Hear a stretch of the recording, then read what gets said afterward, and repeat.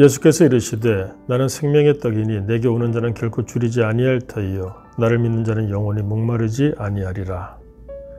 요한복음 6장 35절 말씀입니다. 예수님께서 지금 말씀하십니다. 나는 생명의 떡이다. 그래서 내게 오는 자는 결코 줄이지 아니할 터이요 또 나를 믿는 자는 영원히 목마르지 아니하리라.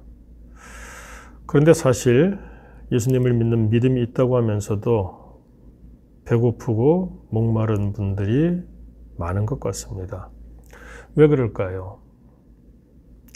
제사보다 제밥에 관심이 많으면 어떤 문제가 생기죠?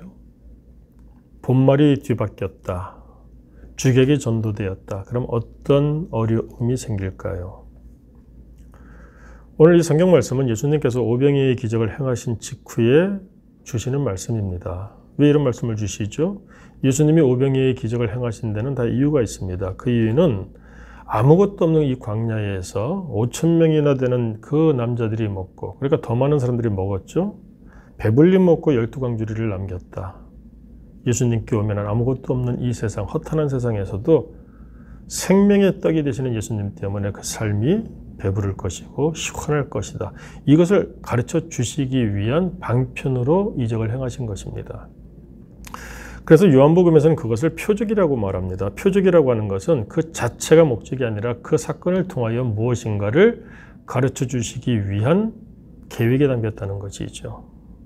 그러니까 예수님만이 참 생명의 떡이고 예수님을 믿을 때 우리의 삶에 아무리 세상이 흉년이 들었다고 할지라도 시원함이 있다는 것을 가르쳐 주시기 위함인데 사람들은 그것을 깨닫지 못합니다. 왜 그렇습니까? 하늘의 것을 땅의 것으로 자꾸 바꾸고자 하는 세속적이고 탐욕적인 그런 본성이 있기 때문이죠.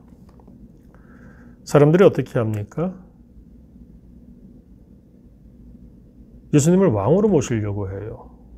그 예수님을 막 찾습니다. 예수님을 막 찾으니까 예수님에 대한 신실함이 있기 때문이다. 이렇게 오해할 수도 있는데 예수님께서는 간파하십니다. 26절 말씀 보세요. 내가 진실로 진실로 너희에게 이르노니 너희가 나를 찾는 것은 표적을 본 까닭이 아니요 떡을 먹고 배부른 까닭이로다.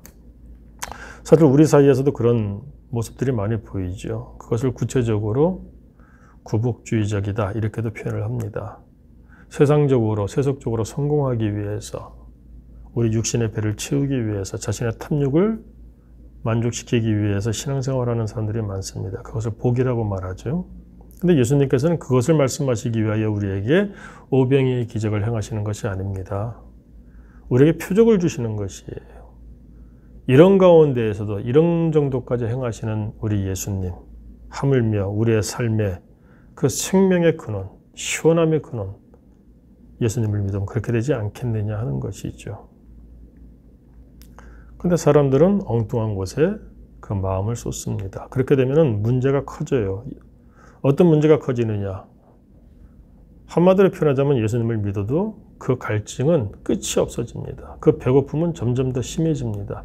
그러면 시험에 들게 되겠죠. 그렇게 되면 심지어 예수님을 원망까지 합니다. 실제로 이 성경을 보게 되면요. 이와 같은 가운데 자신의 그 기대와 어긋나자 사람들이 어떻게 됩니까? 뒤로 가서 66절 말씀 보세요.